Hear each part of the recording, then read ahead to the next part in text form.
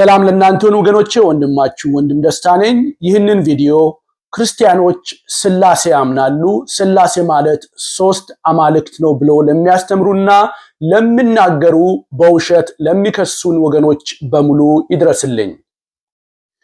እኛ ክርስቲያኖች መጽሐፍ ቅዱስ የነገረንን አንዱ እግዚአብሔር አብ፣ ወልድ፣ መንፈስ ቅዱስ እንደሆነ እናምናለን። እኛ ሶስት አማልክትን እንደምናመልክ በመናገር እናንተ ግን አንድ አምላክ እንደምታመልኩ የምትናገሩ ወገኖች ይህ መልእክት ለእናንተ ነው። እናንተ አንዱን የመጽሐፍ ቅዱሱን እውነተኛውን እግዚአብሔር አታመልኩ። የእናንተ አንዱ አምላክ አብ የነበረ ሲገለበጥ ወልድ የሚሆን ድጋሚ ደግሞ ሲገለብጡት መንፈስ ቅዱስ የሚሆን አይደለምን?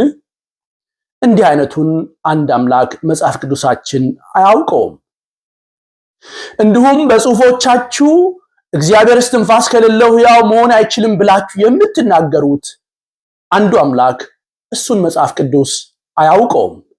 የመጽሐፍ ቅዱሳችን አንዱ አምላክ ሁሉ በሁሉ የሆነ ሙሉ ነገር ምንጭ እንጂ አምላክ ለመሆን እስትንፋስ የሚፈልግ አምላክ አይደለም። የእናንተ አንዱ አምላክ እንደኛ እንደ ሰዎች ስጋ ያለው እስትንፋስ ያለው መንፈስ ያለው ሰዎችን የሚመስል በጊዜ ውስጥ የተፈጠረ አምላክ ነው። የእናንተ አምላክ ምናባዊ አንድ አምላክ እንጂ የመጽሐፍ ቅዱሱ አንድ አምላክ አይደለም።